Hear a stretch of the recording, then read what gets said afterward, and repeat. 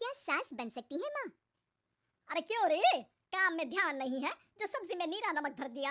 मुफ्त में रोटी तोड़ने की आदत पड़ी हुई है, ये सब यहाँ नहीं चलेगा। गलती हो गई माँ जी, माफ कर दीजिए। माफी चाहिए? चलो ठीक है, ये नमक भरी सारी सब्जी खत्म कर, कुछ भी फेंकना नहीं चाहिए, मिल जाएगी माफी।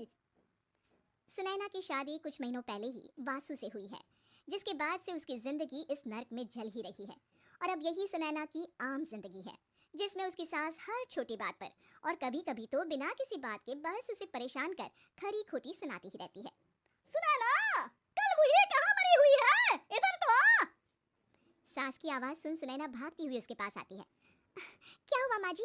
अरे तुझे पता है मेरे पैरों में दर्द रहता है, तो मुझसे बदला लेने के लिए टीवी का रिमोट इतनी दूर रख दिया।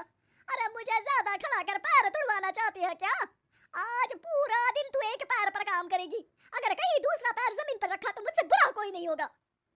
सास और सुनैना की ये कहानी उसकी ननद सिम्मी बहुत करीब से देख रही होती है, जिस वजह से उसके मन में ससुराल और सास के लिए डर बनने लगता है। इसी तरह दिन बीतते हैं। एक शाम वासु और सुनैना साथ बैठे होते हैं। क्या बात है, तुम दिन पर दिन कमजोर कैसे होती जा रही हो? नहीं तो आपको ऐसे ही लग रहा होगा, मैं बिल्कुल ठीक हूँ। हो सकता है, पर चलो ध्यान रखना, मुझे कुछ काम है। ऐसा बोल जैसे ही वासु जाता है, तभी सिम्मी वहां आ जाती है। भाभी, आप भाई को माँ के बारे में बता क्यों नहीं देती? वो आपके साथ बहुत गलत करती है। क्या सारे ससुराल वाले ऐसे ही होते हैं?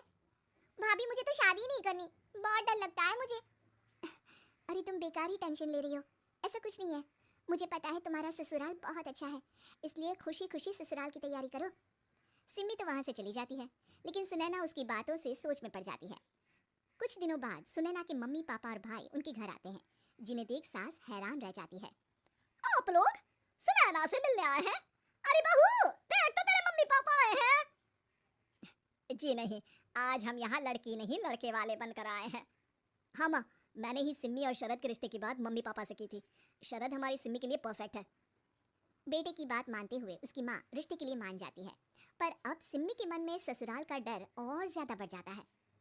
जैसे यहाँ माँ भाभी पर जुल्म करती है, ये भी पक्का अपनी बेटी का बदला लेने के लिए ही मुझसे शादी कर रहे हैं। इसी सब के बीच देखते ही देखते सिम्मी शरद की शादी हो जाती है और सास के नाम से डरी सहमी सिम्मी ससुराल पहुंच जाती है। जहां पहुंचते ही वो डरते हुए बोलती है, मम्मी जी, मैं अभी पूरे घर का काम कर दूंगी और जॉब भी छोड़ दूंगी। जैसे आप कहोगी मैं सब कुछ वैसे ही करूंगी। अरे इतना डर क्यों रही हो? और अभी घर आई हो, कोई काम करने की जरूरत नहीं। नई शादी है, कुछ दिन आराम करो, घूमो फिरो।